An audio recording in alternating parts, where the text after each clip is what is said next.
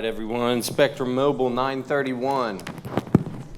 You know how we are about that Spectrum Mobile time. We're a little late, so. Good to see everybody here this morning. Good to see Noah back from college. First year under his belt. Went by fast to us, probably not so fast to those guys, but we're glad to see you back and glad to see you did well, and excited for the years to come for you all. Appreciate everybody being here. I've had a lot of good time with discussion in the class, and again, I want to thank you guys each and every time for that. We have our questions today on Lesson 3, Care for One Another. Usually these questions spark up good discussion and good input from you guys, so I'm very excited to hear your guys' thoughts on that. We began talking about last week this care for one another portion of the One Another Christianity, things that we can do to help each other, and we read a few extra biblical examples of things that had happened in the first few centuries, or how some of the Christians from those days were urging the disciples to continue on with that work of caring for each other. So that is the vein in which we will continue this morning. We will start with our questions on page 14 about discussing these scriptures as they apply to this one another's responsibility. Some of these I understand are a little bit, at first when I looked at them, I thought this is going to be hard to draw something out because the questions were pretty simple, but doing some reading and looking at them, I think we'll be able to pull some stuff out. So Acts 4:32 through 37 is where we will begin. Acts 4:32 through 37. Would anybody like to read that passage? Mr. Rapture, thank you so much. Now the full number of those who believed were of one heart and soul, and no one said that any of the things that belonged to him was his own. They had everything in common. And with great power the apostles were giving their testimony to the resurrection of the Lord Jesus, and great grace was upon them all. There was not a needy person among them, for as many as there were owners of lands or houses sold them and brought the proceeds of what was stolen, and laid it at the apostles' feet. And it was distributed to each as they had need.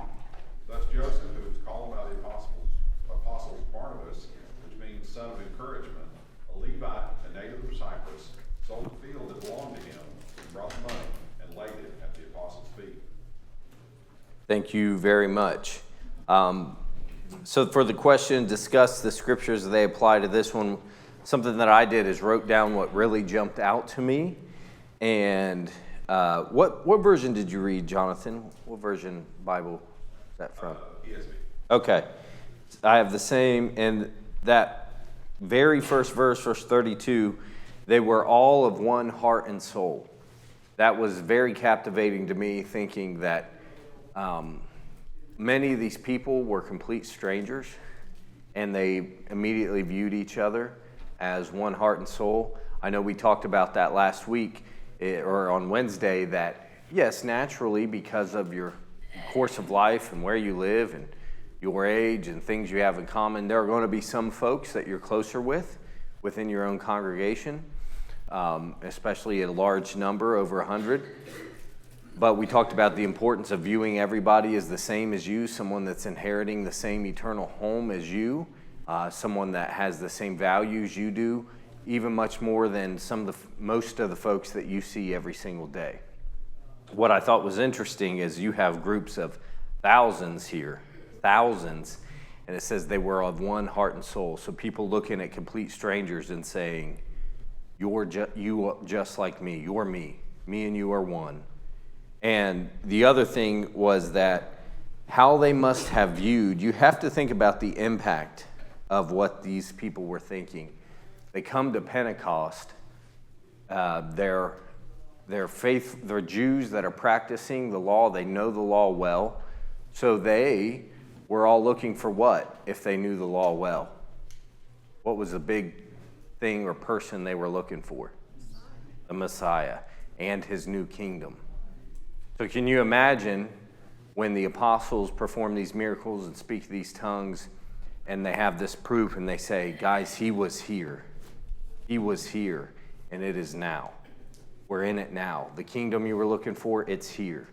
We're setting this up, and what we've always dreamt of, what our ancestors have dreamt of and told us, and what has been prescribed in the scriptures is it's here now. For us, I think that it gets a little... When I was born, the kingdom was already established and had been for a long, long time.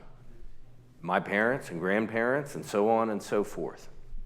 I don't think anybody here is quite old enough to where the kingdom was established in your day and age, so you can...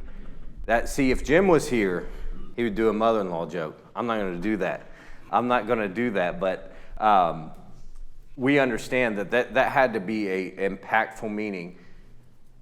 It's difficult for us, but I do think it is important to reflect, right? And say, think about the time period in which I get to live. I get to live, as 1 Peter says, in the era of things in which the angels long to look, which the prophets were prophesying about for our benefit, as the scriptures say. So very impactful. And in our day and age, right, and we mix and mingle with folks at work or whatever, they'll often talk about, hey, the things we do at our church or the things I do with my church. And that's probably the same language we use, and I don't think there's anything wrong with that. At my church, we're getting together, we're doing this, I'm doing this project to help people. But what carries more weight? I'm helping someone from my church, or hey, the membership of the most elite kingdom. I'm helping somebody in the membership of the most elite kingdom that's been foretold since the foundation of the world, right? So just to remember that when I think we deal with each other, to realize the magnitude of what we are in, even though it doesn't always come across to us as magnanimous, because we got to grow up in it. Did anybody else have anything that jumped out at you over those scriptures? Any thoughts you'd like to share, or questions or comments on that? They were very generous with each other. They were. Yeah, talking about selling possessions, you think about that as someone, they've amassed some land or some houses, and may probably have taken quite the time to get, and probably storing up, especially in that culture, for their descendants and giving their children a good life. The news of the kingdom was so impactful to them. Well, what did I gain these possessions for other than this? This is way better than just having some passive income from houses or properties. I'm getting rid of it now because the moment is now. This is what we've all dreamt of. I thought that was the generosity to understand that was very impactful, Miss Carol. Thank you. They identified the needs of others. Yeah, which again isn't that wild? As some of them being strangers to them? Yes. Yeah. Anybody else have any thoughts? Yes, ma'am. What I thought, it said, neither did anyone say that any of the things he possessed was his own. Mm-hmm. They all think so. What I have, I didn't call my own. I said it belonged to everybody. So then they sold it. Yes. In Michael's class, I'm sure this is part of what he's talking about. And where I work, there's a lot of Bible studies and things that happen that talk about generosity. And that is usually the baseline, because how do you get to where you share so well with other people? Well, the baseline that establishes this major shift of generosity was just that, is that people, and this is still today, once they come to the realization that what they have is really God's, what they have is really the Lord's, and they are stewards. And for those who have done quite well and are Christians, I think that is, I love it when I see a Christian do well even materially, because I think they're going to do a better job with it than anybody else, right? But God to say, you've been trusted with much. I trust you with this much. Now go do the right thing with it. And then, so when you have the view that it's not mine, it's God's, it's easier to distribute, right? I remember I was so struck by Tara and Michael when we realized Somerset was the place we needed to live, right? We were living in Cleveland. I had a good job, and one of the reasons we moved up there with no help is this is the only job offer I had where I knew Lana could stay home with the children.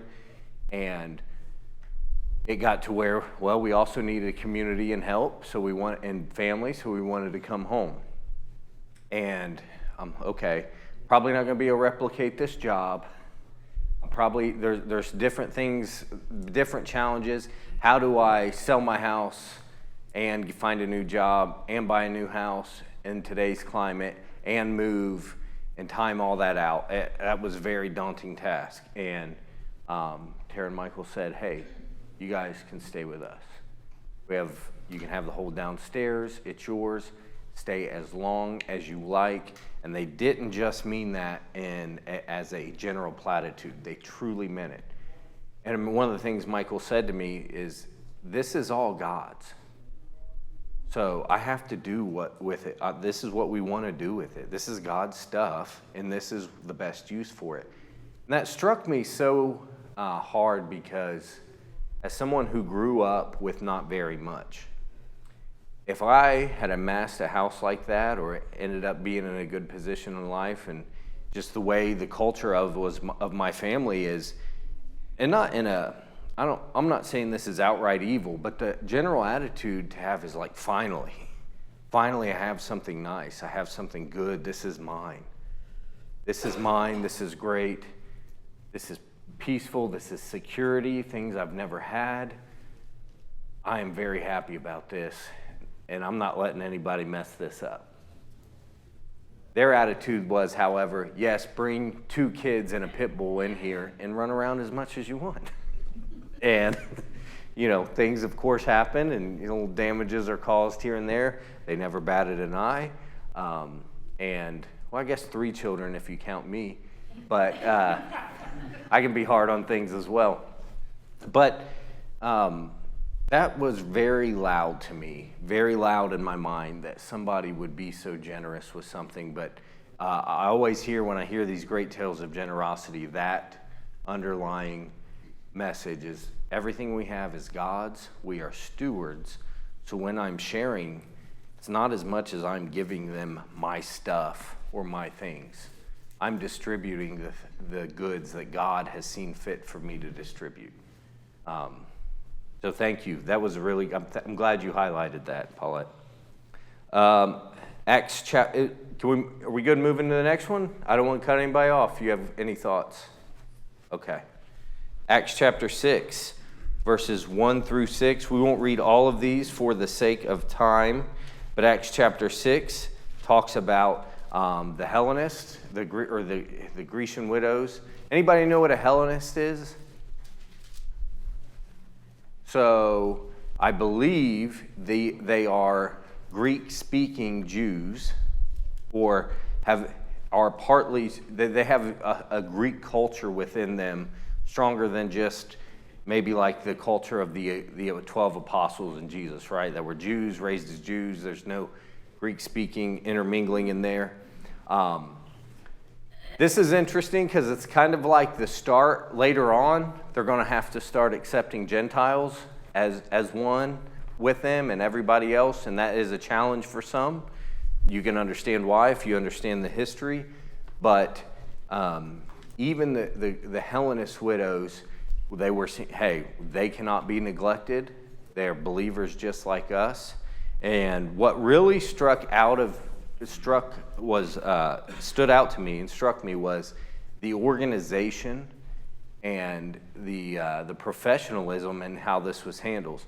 The apostles admitted that they couldn't do what? What is one thing they said they couldn't stop doing? They couldn't stop preaching to just serve tables, right? This message is new and it needs to go out. But did that stop them from taking care of the need? No, not at all. They said, let's get 6 of our best and let's oversee and let's organize. Let's be organized and really make sure that this is absolutely taken care of. And then we do it in a way in which the message doesn't stop getting preached, but no one is ignored either. And I think that's a really good pattern for us to follow in the church. Continue to speak the message and also continue to make sure others are taken care of. And I think in this vein, did the apostles see one as more important than the other? Did they see like, well, as long as we keep sound preaching, I mean, we're just going to have poor people. Jesus said the poor are with you always, so let's just continue with the sound preaching. Was that their attitude? No, it seemed that they took the need of people just as serious as the sound preaching. Now they knew they couldn't be the ones to stop because they were the ones with the message and the gifts and that had followed Christ. And as the end of the book of Luke says, I believe it is, that their eyes, the apostles, their eyes were open to understand the scriptures right before Jesus ascended. So these guys are the most dialed in. They can't stop preaching, but the need was not ignored. And I think probably until I saw how well you guys do it here, I think the way I viewed a congregation was always, how good is the preaching and teaching and worship practices? And that's like 90% of it. And then maybe how good are you to each other was like another 10%, right? And after witnessing how you guys have been organized for a long time and the heart you have for each other, and then certainly diving into the scriptures here, both are equally important, and both are scriptural commands of a congregation of the Lord. So, did anybody else have any thoughts or anything that stood out to them on Acts chapter 6? Yes, ma'am. We can also be sure that the world is watching Sure. how we take care of each other. So Yeah. teaching and preaching and all of that evangelism stuff is important, but if they don't see that put into practice, they think our faith is just basically. Yes. And they kind of have a point, won't they, if they see that? How good are we going to evangelize if people look at they say, wow, you do seem to have a good understanding of the scriptures, and I understand why you're not using the instruments. I understand why your church doesn't dip into the treasury for every single quote unquote good work. I see that, but you see the way you treat each other and see the excitement that each other has towards the word, and it doesn't look very appealing. I think that can dampen our evangelism for sure. As 1 John says, right? You see the love that you have for each other. The world sees that love, and you know that God abides in him, in the one that is showing his love. That's an excellent point, Rita. Thank you. Romans chapter 12, verse 15, about rejoicing, weeping with each other and rejoicing with each other. What stood out to me, it was a short verse, but it was very loud, to literally weep, to literally rejoice, to feel what the other person is feeling, to act as if that is what they are going through, you are going through as much as can be reasonable, right? If somebody experiences great loss, you understand, loses a family member, you understand you didn't feel it the same and you don't want to disrespect that loss, but we need to tap in and understand what they are feeling. You should have that sadness too, and then when they are happy, you should have that happiness too. I think a great example of this, and this was probably a little easier for us emotionally to dive into, but you guys remember the scare with the Blevinses and Amias?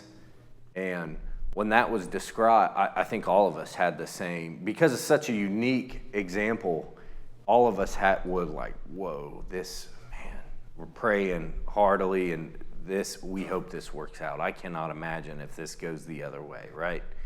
I remember when they got when I received a text or email or whatever that said, everything's good, Maya can stay home. I drove straight over to their house because I was so happy for them. And they were, of course, overjoyed and everything. That was a little easier to feel because it was so unique. But I think if we can try to tap into those emotions when it comes to all systems and all events of joy or sadness or uncertainty with our brothers and sisters, I think we would all be better off for it. An example that this brought to mind is Luke. I'm going to pick on you guys. So if Luke injures himself trying to keep up with Nick playing pickleball, and Luke blows his knee out, and Luke has surgery, okay? Nick is the anesthesiologist at the surgery, so it's coming full circle, right? But when you wake up, who's going to be in the waiting room, Luke? Just Daphne? Daphne? I bet you it's going to be Daphne, all the kids. You may have some, your parents may come into town. It always struck me because I see when someone has surgery, it's just, we're going. My family members haven't. You ask your boss, hey, mom's having surgery, I can't be here. Usually they're like, okay, yes, that's where you got to be. And I've always thought, what are you going to do? Are you going to scrub in? Things go bad, are you going to jump in and help the surgeon out? You hold their hair back? What are you going to do? But it's not so much that, right? It's one of my own is going through something. We're all going to be there too.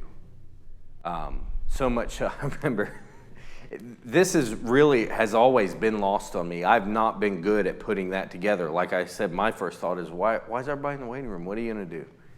But that's not the right attitude, I think, to have.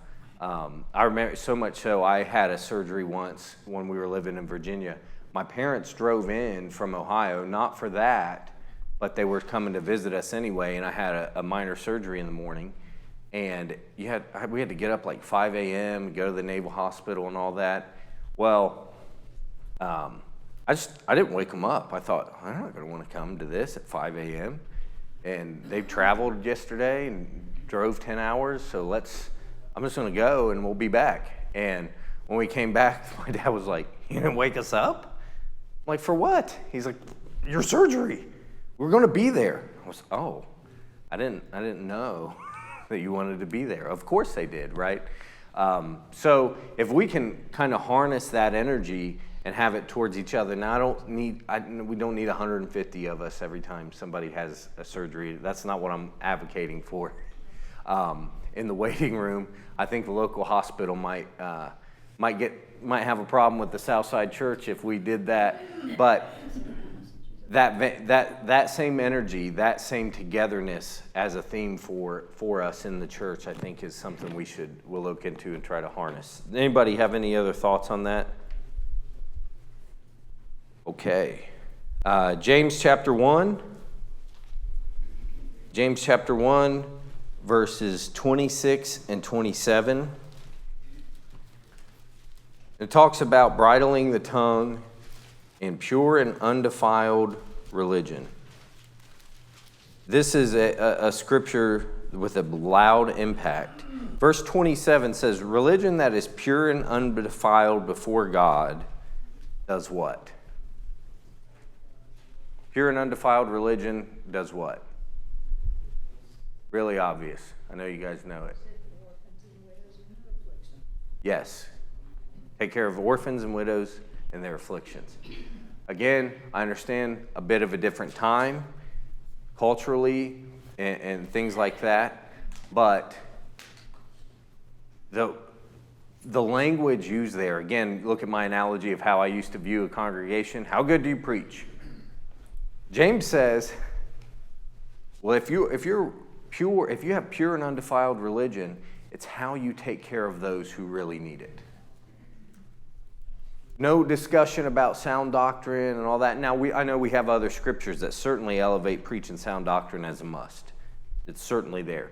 But so it's not one versus the other. It's both. For James to use this language that taking care of those who cannot take care of themselves is pure. It is the pinnacle of your religion.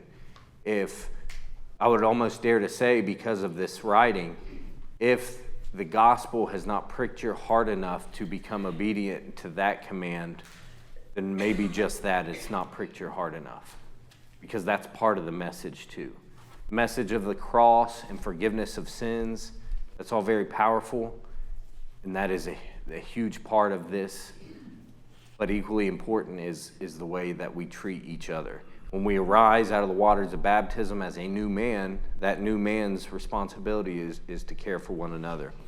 This is something, and I'm not trying to imply anything here, because I certainly don't know what every congregation around the country does and what you do all in your individual work, so I'm not throwing anybody under the bus.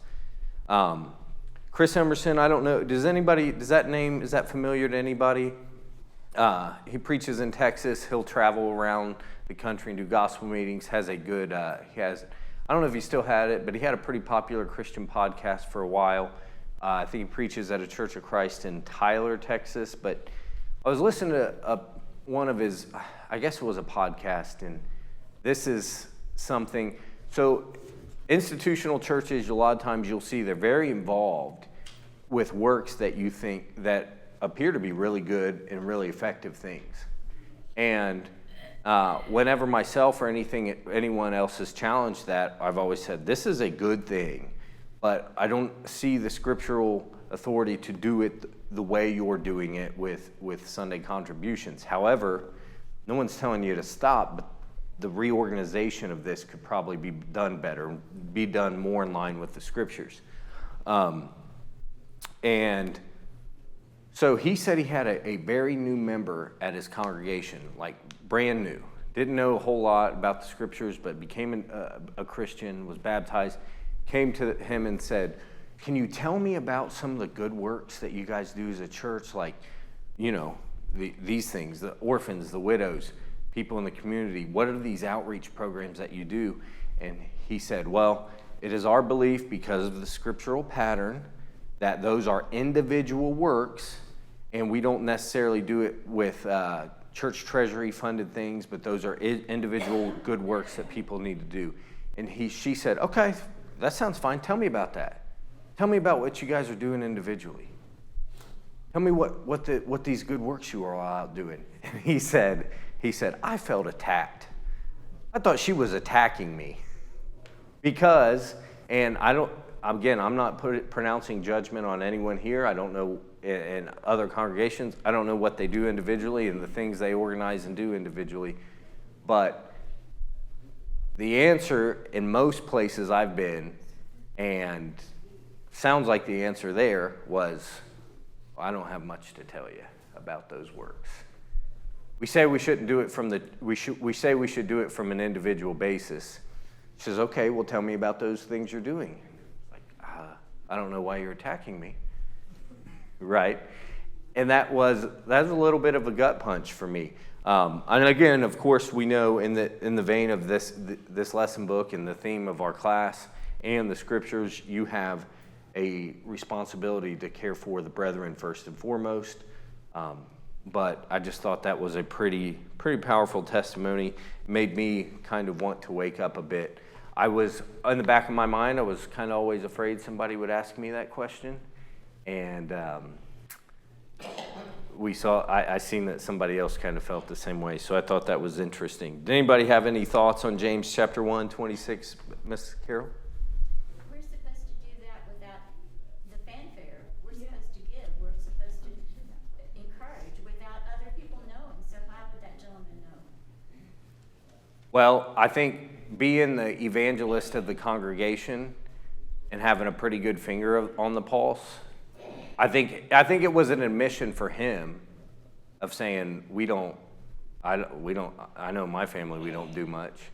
And I think because he was so dialed in to the pulse of the congregation, he knew that that others weren't either, because when he did have an opportunity, he did find someone that was doing good works on their own, out of their own pocket, and I remember this, he saw it as very rare, and it was quickly promoted as not, this is what this member is doing, this is great. It's, hey, this is a thing you can do if you're looking for a good work, and this is how I did it. This may work for you if you want to try to get into something like this. But no, that's why I say I'm not casting stones at anyone, because, I mean, we could have the best philanthropists in the world in the room right now and we wouldn't know it, right? But generally, even when people are trying not to be haughty about their good works they do, there's still evidence that it's getting done. So, good question though. Ecclesiastes chapter 4, 9 through 12, talking about the strength of those that band together. Actually, we will read this one together because I just love the way it is written. Ecclesiastes chapter 4, verses 9 through 12. 2 are better than 1 because they have a good reward for their toil. For if they fall, one will lift up his fellow. But woe to him who is alone when he falls, and another to lift him up. Again, if 2 lie together, they keep warm. But how can one keep warm alone? And if a man might prevail against one who is alone, 2 will withstand him. A threefold cord is not quickly broken. The message for me there was pretty simple, that those who band together are stronger.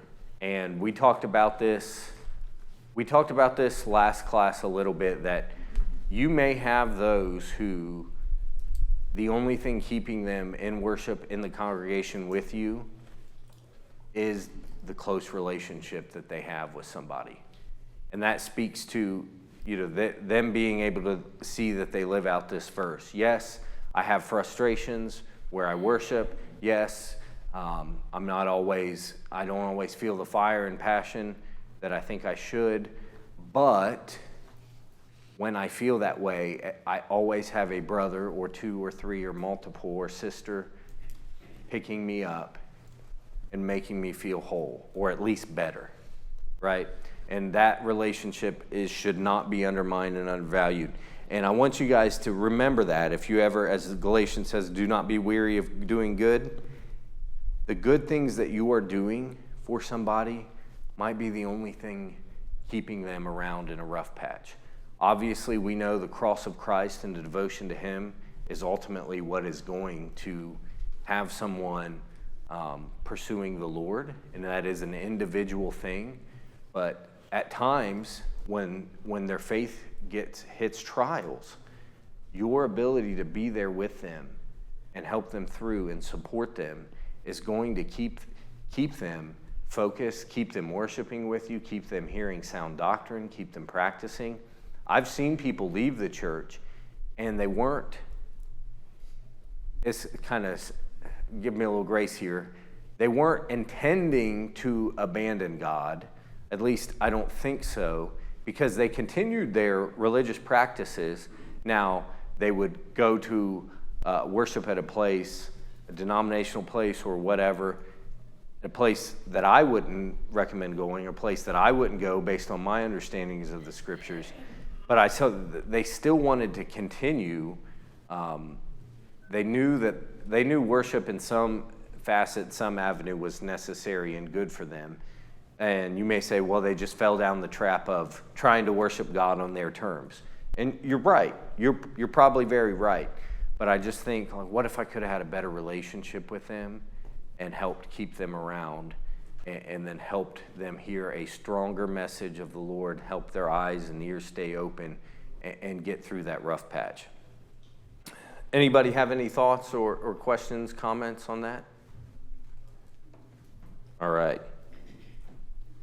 So, we continue on the reading here with which about bearing one another's burdens, or things we can do to help each other, literal things that we can do, that actions we can take in this list of examples for helping each other. So I want to talk about these briefly, and then I'm interested in hearing the other examples listed, because a good point that Luke had made several lessons back about, sometimes it's going to look different nowadays versus in Scripture, these examples we see of Scripture, but it's still very important. So kind of tailoring this to us and tailoring it to what we would do in today's church, and then specifically this church here. I am interested in hearing your thoughts of how we can be practical and put this to use. But the examples the author listed, those who are having marital difficulties, I think that's one that is a little bit lost on the church as something that they can do to help. So two things I would say about that is, the marriage is not a earthly construct. It is a godly construct. So just like the church is a godly construct, right? The congregation is a godly construct. That is something that is organized and ordained by the Lord. When a church has issues, or there's issues within the church, right? The church's responsibility is to fix it, or do their very best to try to fix it. So if marriage is a godly construct, why would it be different?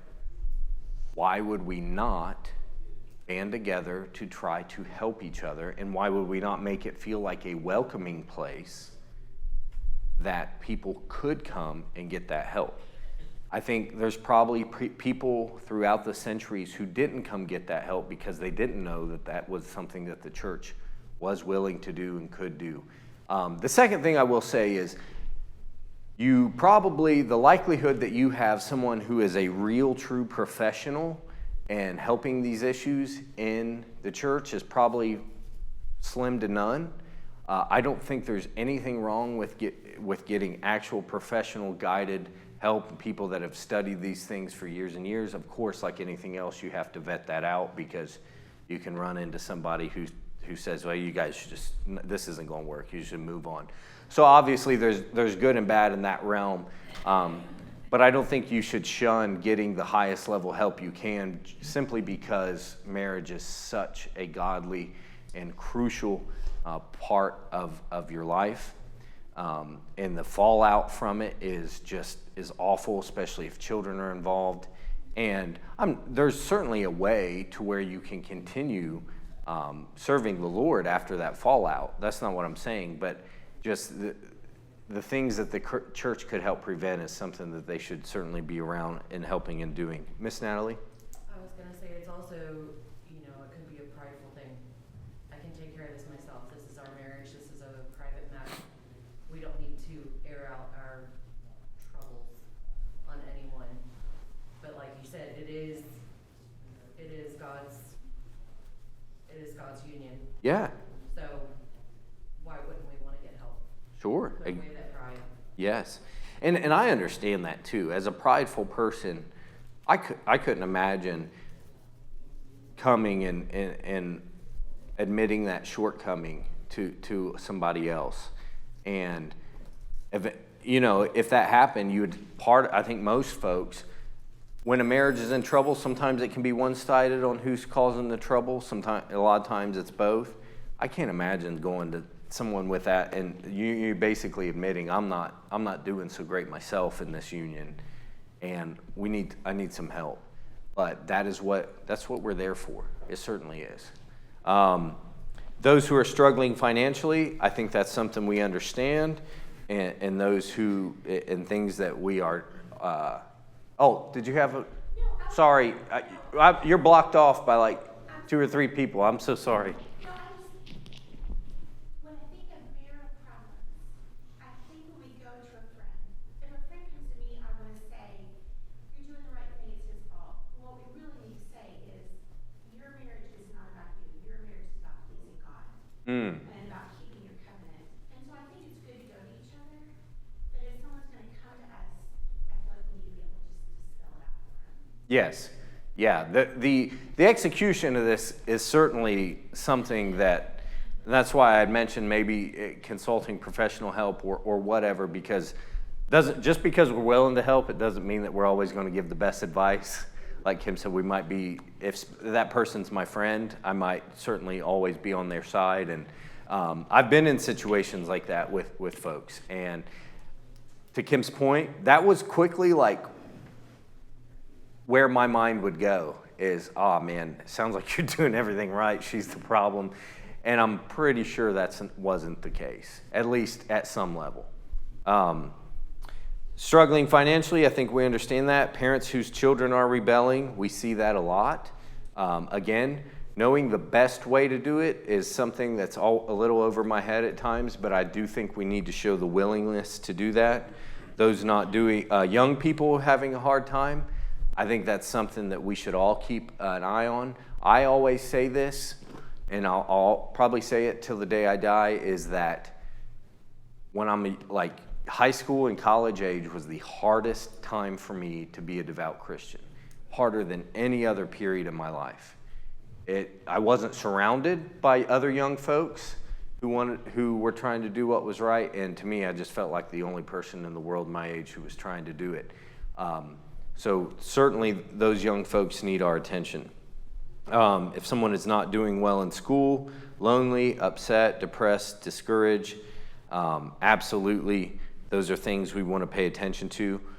One who just lost a job or is stuck in a job they hate. I was there once, and I remember in the congregation we were at in Cleveland, I remember expressing to one of my friends who was a CEO in the church of a large business, and letting them know, I'm miserable. I cannot keep doing this. I know it pays really good, but I am miserable. And he would give me good advice. I remember him telling me, he said, I've been through this before and this is what's going to happen. Sounds like you're valuable at your job. When you tell them you're done, they're going to make you a bunch of offers. They're going to throw more money at you. They're going to say things will get better, we'll do better. Do not fall for it, because I've fallen for it before. Tigers can't change their stripes. If it's a deep cultural issue, it's not going to change. I told my boss I was done, and what he said would happen happened exactly like he said it would happen. All the offers came, but I was able to stand strong and say, no, it's time for me to move on. So I was very grateful for that advice. I may not be here had he not given me that advice. So, one who's experienced death and loss, wrestling with drug problems, and friends who have let them down. List other examples. All right, I want to hear before we end what you guys have to say. I wrote something down. Those that have, right now, we have a really unique time in society where, we have a lot longer life expectancy than we did hundreds of years ago. We're also full of autoimmune conditions nowadays and weird illnesses that barely have a diagnosis. I have one of them where doctors pretty much say, not enough people have this, so there's nothing we can do. There's no research done, So I know what it's like to try to tell someone, hey, I'm really in pain, this doesn't feel good. And they say, well, what is it? And I'm, you don't worry. So there are things we can do to help each other with that. Quickly, did anybody have any unique things that they wanted to add to what we can do to help each other today? Anything at all? All right. Please give yourself a score on, are you fulfilling this part of one another responsibility? We're on week 3 now of this. So hopefully you've identified a trend. And if your trend isn't in the direction you want it to be, like we talked about, be proactive. And I think everybody has a good heart of wanting to do this, but sometimes we just don't know how. So search for the how. If it is not in a trend that you are happy with, and if it is, keep up the great work and grab somebody and pull them along with you. Thank you, guys.